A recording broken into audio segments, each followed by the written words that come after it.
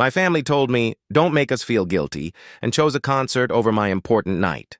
Now I'm genuinely thriving, knowing they can never truly connect with me. I'm Paul, 27 years old, and I've always been the background character in my family's narrative.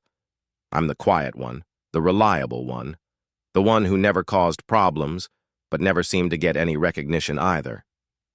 My parents and younger brother, Caleb, constantly huddled together, loud, demanding, and always expected me to fall into whatever role they decided for me. I used to believe I didn't care, thinking being ignored kept me out of their drama. But when you're invisible in your own home, it slowly erodes you until it consumes every thought. Caleb was consistently the favorite. He's 2 years younger, yet the moment he kicked a soccer ball, he became the star. My parents attended all his games, screamed from the sidelines, and threw parties for his achievements. When I came home with good grades, they'd simply nod and say, "That's just what we expect." But when Caleb scored a goal, even if his team lost, it felt like a cause for celebration. Birthdays were similar. His would be a lavish display of balloons, cakes, and expensive gifts. Mine usually involved a meal at home, perhaps a sweater I didn't even want. It wasn't the lack of presents that hurt. It was the message that my efforts were nothing special, while his were exceptional. I tried to brush it off. I tried to be supportive.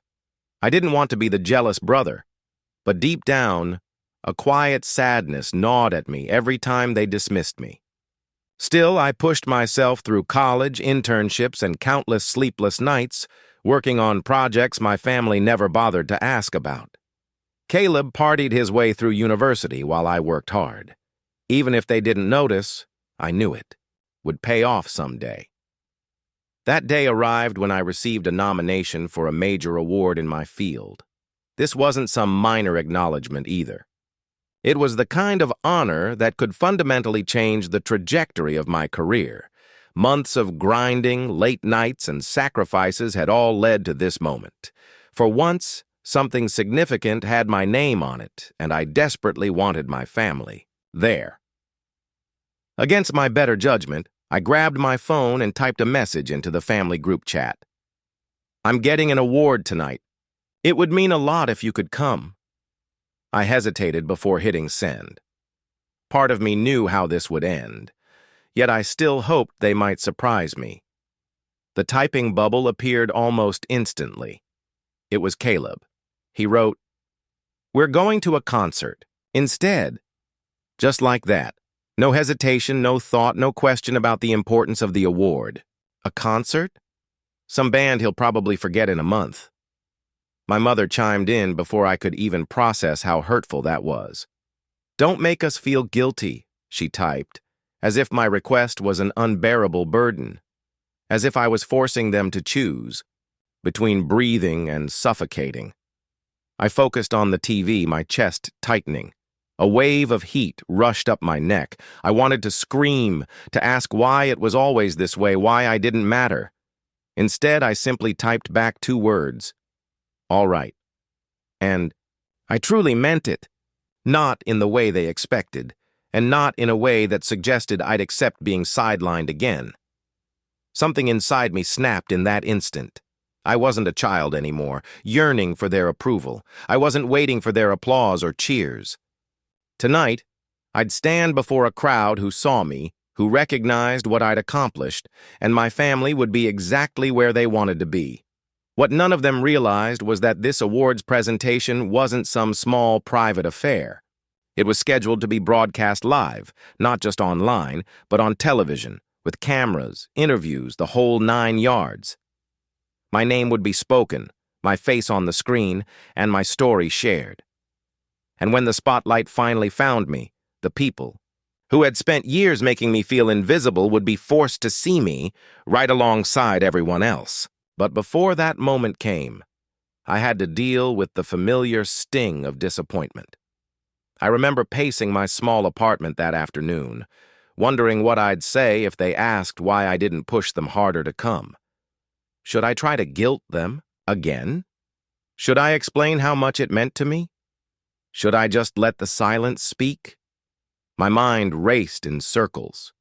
Yet beneath it all, there was a strange calm, as if I stood on the precipice of something far greater than the years of neglect that had passed. The award was one thing, but the real transformation was happening within me. For once, I wasn't just enduring their absence. I let it fuel me. Every dismissive comment, every overlooked milestone, every shrug at my achievements, it had all led to this moment. Even though they didn't know it, I had already begun writing the next chapter of our family's story. My phone buzzed again that evening as I slipped into the suit I'd bought months ago with saved money. Caleb had sent a picture of himself and his friends grinning outside the concert venue, holding drinks, with the caption, "Best night ever." Mom reacted with a heart emoji. Dad replied, "Enjoy it. You deserve it." My hand clenched around the phone. Deserve. The word echoed in my mind. Caleb seemed to deserve everything, and I was just supposed to passively agree. I put the phone down, took a deep breath, and walked out the door. I didn't realize it at the time, but by the end of the night, the image on their screens would leave them speechless in ways they'd never been before. I sat in the back of the cab on the way to the ceremony, gazing out at the city lights blurring past the window. The world outside felt alive, pulsing with energy, as if it were finally in sync with me. But inside, I felt heavy. The image of that group chat kept replaying in my head. Caleb laughing at his concert, Mom cheering him on, and Dad chiming in with words he hadn't used for me in years. That word, deserve, repeated over and over like an unshakable drumbeat. It wasn't new. It wasn't even unexpected. To be honest, I'd seen it coming since I was a kid. My parents had a habit of comparing everything I did to Caleb, and I always fell short. When I got a college scholarship, they remarked, "That's great, Paul, but don't brag. Your brother is still figuring things out." When Caleb joined a minor league team, they treated him as if he'd just signed with Barcelona. I recall a Christmas many years ago. I'd saved up my allowance and part-time job money to get Dad a nice watch, which I knew he'd wanted. When he opened it, he smiled politely and said, "Thanks, son," before setting it aside. Later that night, Caleb gave him a cheap gas station keychain with a soccer ball charm, and Dad chuckled, clipped it onto his keys, and exclaimed, "Now this is special." Everyone applauded and teased Caleb for his thoughtfulness. I sat there quietly, suppressing the lump in my throat. The pattern only worsened as we got older. Caleb once crashed his car after a night out. My parents rushed to console him, bought him a newer model, and said, "Don't be too hard on yourself. Mistakes happen." When my car broke down from normal wear and tear because I couldn't afford a replacement, Dad shook his head and said, "You should have planned better, Paul." No sympathy, no help, just disappointment. Still, I kept hoping that one day they'd notice me, that one day they'd sit in the audience clapping until their hands hurt, smiling as if they were proud of me. That's why the award mattered. It wasn't just recognition from strangers. It was proof that my life, my choices, and my hard work were worthwhile. Proof that I wasn't the shadow they made me out to be. But when I truly thought about it, I understood they didn't want to see it. They wouldn't do it, not because they couldn't. Caleb's brightness was simpler to embrace. He was loud, charismatic, and messy in an acceptable way. I was quiet and steady, a reminder of the responsibilities they refused to acknowledge. That week before the ceremony, I tried to test the waters. I mentioned the nomination to Mom over the phone. She hummed distractedly and asked if I'd noticed Caleb's new haircut. I told Dad the award was from one of the biggest organizations in my field. He nodded and continued. "That's great, but have you thought about moving back closer to home? Caleb could use your help with some bills." It seemed like every conversation circled back to him, the final breaking point before the ceremony came. When I went home a month earlier, I hadn't been in a while, so I thought we'd sit down and talk.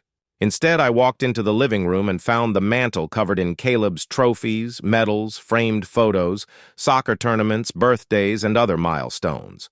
My own graduation photo was gone. When I asked Mom about it, she simply answered, "Oh, we had to make room. It's in the drawer." The drawer? As if my entire existence could be tucked away and forgotten. So when I saw their comments in the group chat that night, I knew I had been clinging to a fantasy. They weren't coming. They never would. The ceremony wasn't for them. It was for me. And yet a cruel part of me wished they could witness it, not just hearing about it afterward, not just brushing it off when I mentioned it months later, but seeing it firsthand, with no escape. The cab arrived at the venue, and I stepped out into a blur of light and noise. Reporters stood by the entrance, cameras flashing as nominees walked the carpet. My stomach twisted. This was real. This was my moment. As I walked forward, adjusting my tie, I could almost hear Caleb's voice taunting me. "Don't make us feel guilty." I could hear Mom add, "We're busy." And behind it all, Dad's word, "deserve." That term didn't sting as much anymore, because tonight I would demonstrate precisely what I deserved. But the rising tension wasn't just because they didn't show up. Something else was stirring within me. Anger, pride, and a quiet plan formed in the back of my mind.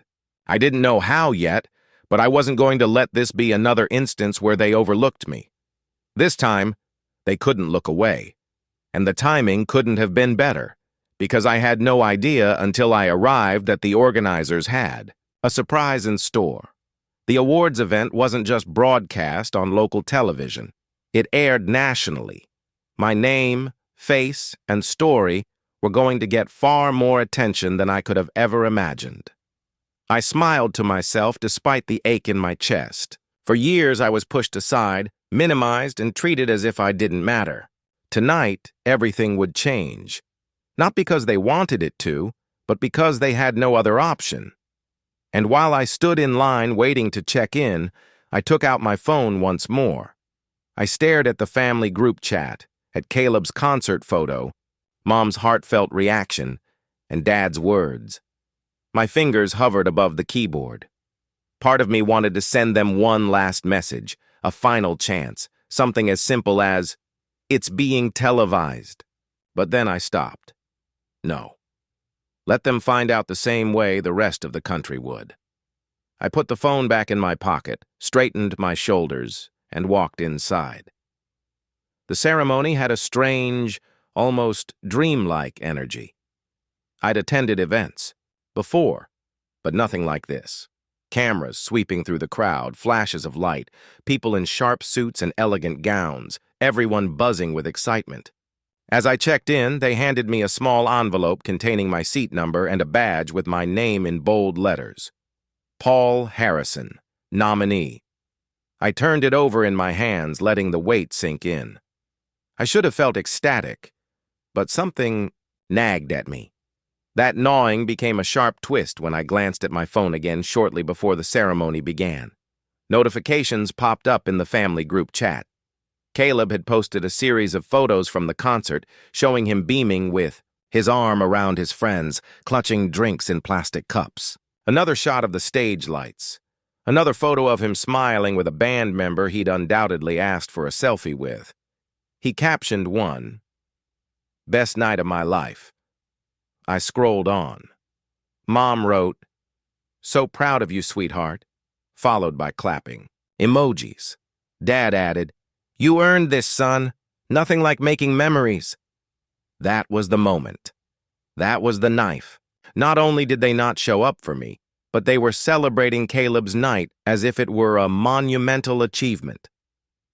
I sat there in my tailored suit, months of preparation, ready for one of the most significant nights of my life to pay off. And my own parents couldn't be bothered to notice. Worse, they were expressing their pride in him at a random concert, something so fleeting. My chest tightened. I remembered every small detail, every time I'd brushed it off. My graduation, picture tucked away in a drawer. The cheap keychain treated like a treasure while my carefully chosen gift was ignored. When I told Dad I'd gotten my first job out of college, he barely looked up from the television before asking if Caleb needed help with rent. I had passively accepted it all, hoping that one day things would be different. But staring at those messages made me grasp the truth. It wasn't going to be different. The betrayal wasn't limited to their absence. It was in how they underscored that no matter what I did, I would never be enough. Not compared to him. They didn't just overlook me. They consciously chose to channel their pride, affection, and words of encouragement elsewhere. And this wasn't childhood anymore. I wasn't a kid craving approval. I was a man sitting in a room full of people who genuinely valued what I had accomplished, while my family cheered from the sidelines of someone else's life. The event began with the lights dimming and music swelling. My focus should have been on the stage, the speakers, and the possibility of hearing my name called, but all I could see was the group chat, my brother's grin, and my parents' applause. Not for me, but for him. My hands trembled slightly as I placed the phone face down on my leg. I took a breath, but it didn't calm me. The sting grew into a burn, which evolved into something sharper. My trust in them, what little I had left, had evaporated. That night, something inside me shifted abruptly and permanently. I wasn't just disappointed anymore. I was done. It was almost poetic in a tragic sense. At the exact moment I was about to be seen by the world, the people who should have been my first and loudest supporters proved once more that they never would be. The contrast was stark. It was like watching two versions of my existence collide. The one where I was invisible at home, and the one where I was finally recognized outside of it. I didn't realize it at the time, but seeing my family shower Caleb with pride while I sat alone in that ballroom was the breaking point. I could never cross that emotional line again. From that moment forward, everything I did, planned, and anticipated was no longer about gaining their approval. It was about something entirely different. And as the announcer moved onto the stage, the camera swept across the audience. I leaned back in my chair, my gaze fixed on the dazzling lights overhead. My jaw tightened, and a strange peace settled over me. If they didn't want to see me, they would be forced to. The ceremony felt like a dream, but inside, I was drowning. I sat in a room full of strangers applauding speeches, the clink of glasses echoing, feeling torn in two. On the outside, I smiled as the cameras panned past, cheered politely for other winners, and nodded along to conversations around me. On the inside, I was spiraling. Then they called my name. My name. I walked onto the stage and accepted the award with steady hands and a clear voice. Yet, I could barely hear myself. I recall flashes, the blinding lights, the weight of the trophy in my hand, the audience rising, in a standing ovation. I must have said something coherent, because later, others complimented me on how inspiring my remarks were. However, my thoughts were elsewhere at the time. It wasn't about the applause in front of me. It was the silence behind me, the absence of the only people who were supposed to be there. As I stood there holding that award, a piece of myself broke off, like a rope snapping after years of tension. The little kid who longed for his parents to say, "We're proud of you," quietly died on stage. The night ended with a celebration. There were photographs, interviews, and new connections. Everyone smiled, shook my hand, and told me I had a bright future. However, when I returned to my apartment, the walls felt colder than ever. I placed the trophy on my desk and just stared at it. It should have felt like victory. Instead, it felt like ashes in my mouth. I opened my phone. Of course, the family chat was still active. Caleb had posted more concert videos, and my parents were fawning over them, with Dad remarking, "Wish we could do nights like this more often." I clicked and scrolled, hoping to see even a fleeting mention of me. A question about how my evening went. A simple good luck message. There was nothing, not a word. I lay back on the couch, phone face down, and stared at the ceiling. My chest felt hollow, as if the air had been sucked out of me. It hit me then. I was on my own. Not just physically, but emotionally. They'd never be the family I envisioned. That was my rock bottom. I didn't cry. Not that night. It wasn't sadness anymore. It was a heavier, more resigned quiet, the kind that happens when you finally stop fighting reality. In that silence, something else sparked. Something sharper. I thought about all the times I had twisted myself into knots trying to earn their acceptance. During late-night phone calls, I would downplay my own accomplishments so Caleb wouldn't feel overshadowed. On weekends, I'd help Dad with yard work while Caleb went out to parties, only to be chastised later. "Your brother has so much on his plate. You should be more supportive." Birthdays, graduations, job offers, moments when I should have been celebrated, but I was constantly encouraged to keep it quiet and not make it about me. Everything replayed in my mind like a terrible highlight reel. Then came a realization that shook me to my core. I'd wasted years begging for scraps of validation that would never arrive.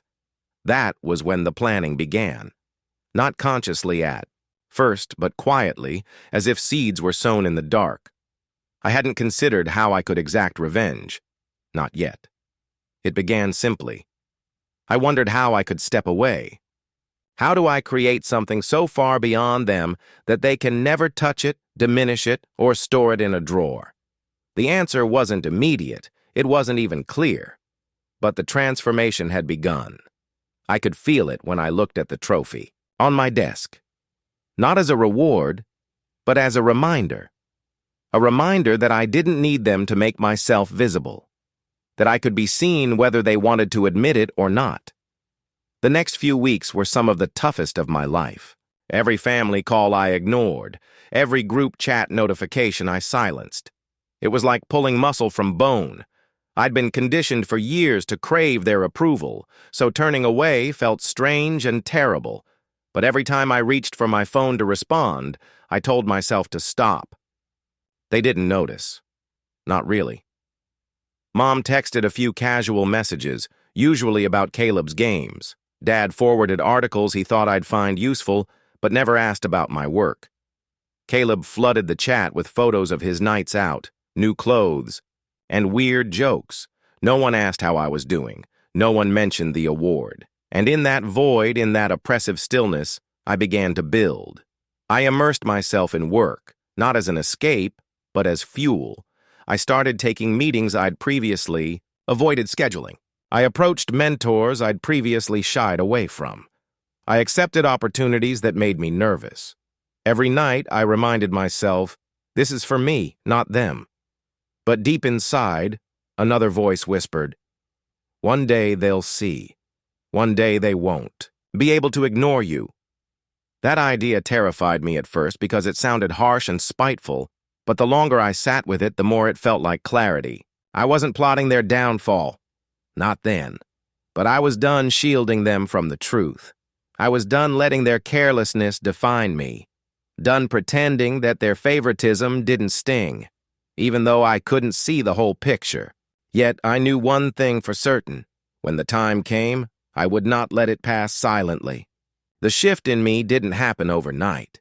It was subtle, almost imperceptible at first. However, in the weeks and months after the award, I began to notice the changes stacking up like bricks, each one forming a wall between the old me, who lived for scraps of acknowledgement from my family, and the new me who no longer needed them. It began with opportunities that poured in following the ceremony. The award had brought my name to the forefront, and doors that had previously been bolted shut suddenly opened. Companies reached out, people I admired approached me about collaborating, and mentors who had previously overlooked me called me personally. At first, I felt like an imposter, as if I didn't belong in these conversations. But slowly, I discovered something I'd never allowed myself to believe. I'd earned everything. I took on projects that made me nervous. Projects I would have previously avoided for fear of failing and hearing my family say, "See, you're not cut out for this." But without their voices in my ear, I felt lighter, and my success was more than just a professional victory. It proved to myself that I didn't need their approval to be successful. My life began to change in ways they couldn't predict. I moved to a better apartment with floor-to-ceiling windows overlooking the downtown skyline. I started dressing differently, sharper suits, clothes that reflected the person I was becoming rather than the quiet shadow I had previously been. My confidence grew, and people noticed. Strangers at networking events gravitated toward me. Colleagues looked to me for leadership, and mentors I formerly looked up to began treating me as an equal. Meanwhile, nothing changed in my family's world. Caleb remained the center of their attention, posting pictures of nights out and soccer, games. Mom and Dad cheered him on with the same old fervor, as if each action were new. But from my new vantage point, things looked different. For the first time, I saw it clearly. Not as a reflection of my inadequacy, but of their limitations. They had no idea how to value anything other than the simple, familiar glow Caleb provided. I stopped craving their attention and instead began to embrace a new kind of power, invisibility by choice. They didn't ask about my life, so I didn't elaborate. When Mom called, I kept our chat polite but brief. When Dad asked whether I could help your brother financially, apparently Caleb was behind on rent again, I simply replied, "I can't," and left it at that. For once, I didn't tie myself up in knots trying to justify my boundaries. I didn't over-explain or apologize. I just let the silence hang. They didn't push very hard. I think they assumed I was still quietly plodding along, the same dependable Paul who was always available when they needed something. They didn't realize how much had changed, and a part of me took quiet delight in the idea that I was creating something far grander than they could imagine, right in front of their eyes. When you stop limiting yourself, success tends to multiply. Within a year, I had gained more than just respect in my field. People were starting to recognize my name. Invitations to speak at conferences poured in. Articles were written about the work I was doing. I was even asked to participate on panels alongside people I had previously studied in school. Every time I saw my name in print or was handed a microphone, I felt the weight of years of anonymity lifted. However, in the quiet moments, when the acclaim died down and I was alone in my apartment, I couldn't help but think of them, not with longing but with detached interest. What would they say if they knew? Would they finally see me, or would they try to make it about Caleb? The thought didn't hurt as much as it used to. Now, it only fueled me. The tipping point came when I was invited to a national event, larger than the awards ceremony and anything I'd done previously, a televised gala honoring innovators and leaders from various industries. When I received the invitation, I chuckled as I grasped the embossed envelope, not because it was funny, but because it felt like fate.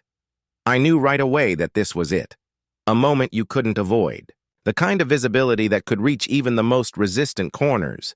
And for the first time in my life, I wasn't just going to step into the spotlight, I was going to own it. Still, I kept quiet. I didn't mention it to my family. I didn't hint at the magnitude of what was coming. Let them keep cheering Caleb on. Let them keep assuming I was just getting by. When the night came, they'd find out alongside everyone else.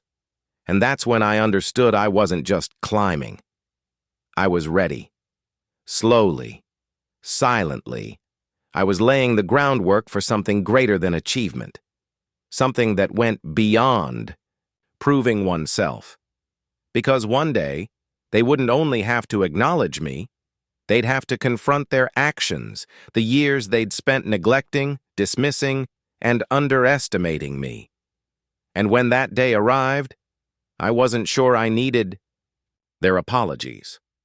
What I wanted was for them to experience what I had, the pain of being invisible, the hollow ache of realizing you'd missed something truly significant. The invitation to the National Gala sat on my desk for weeks, its embossed letters catching the sun every time I walked by.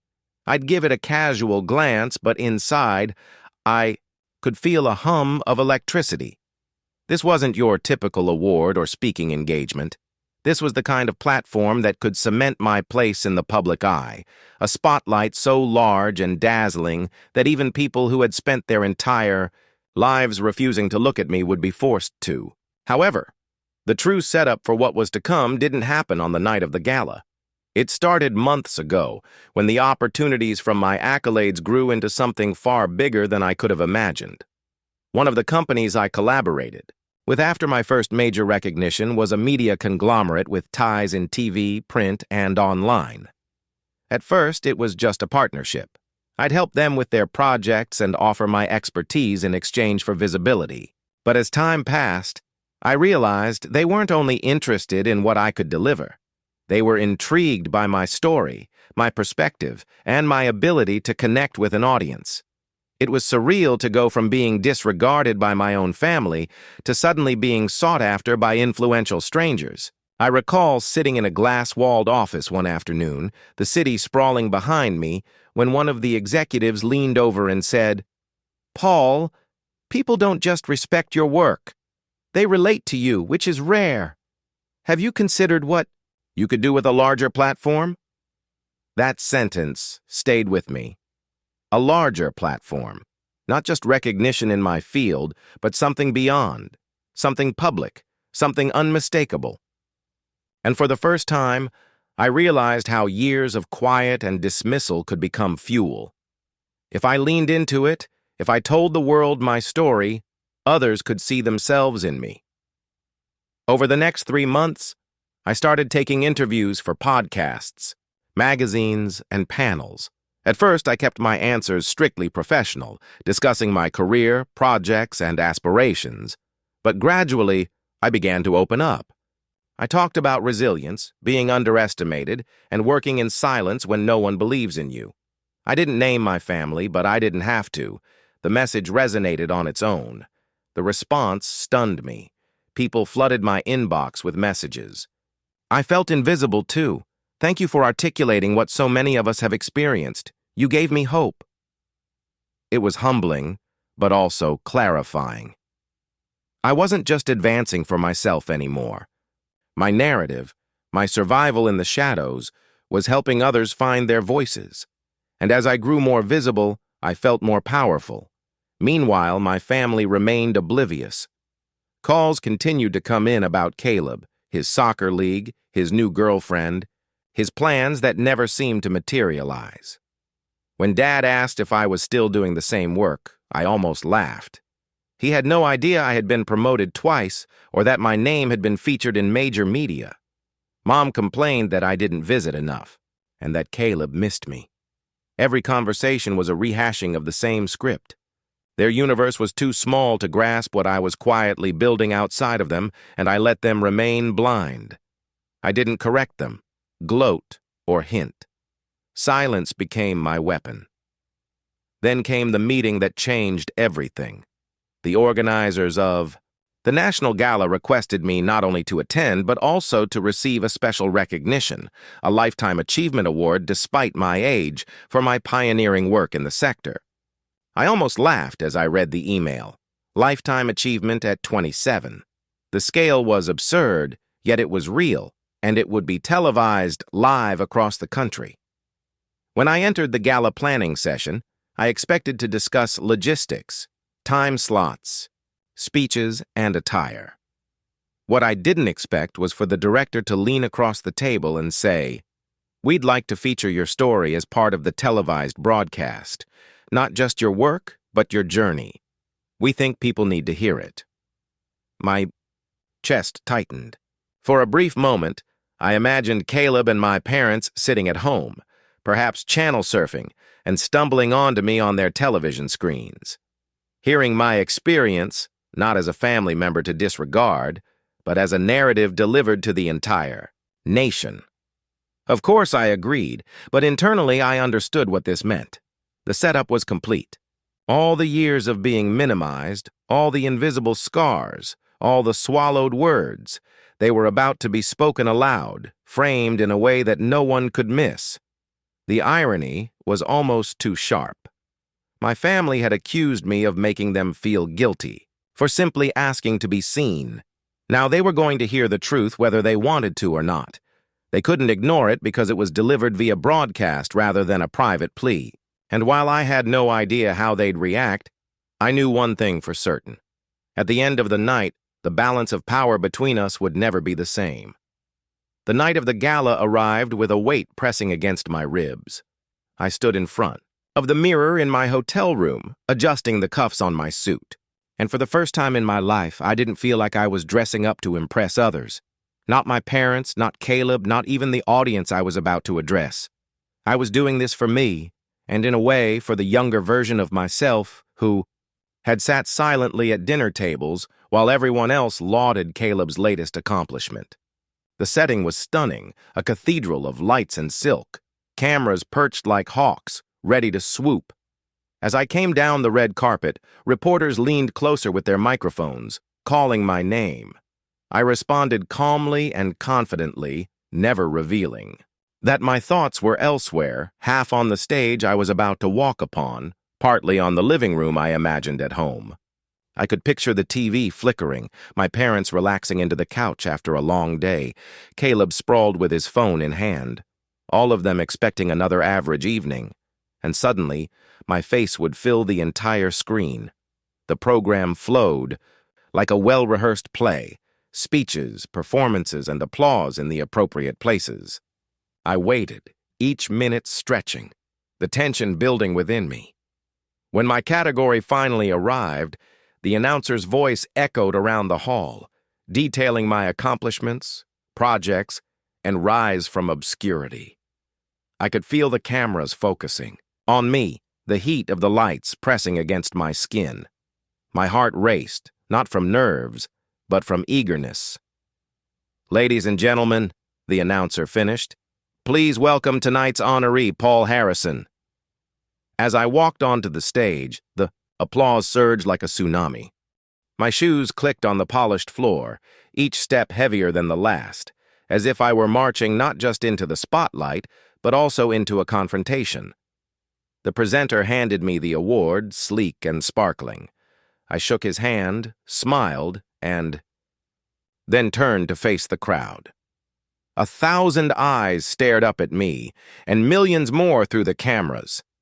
The three faces I'd waited my entire life to see were somewhere among them, perhaps at that very moment.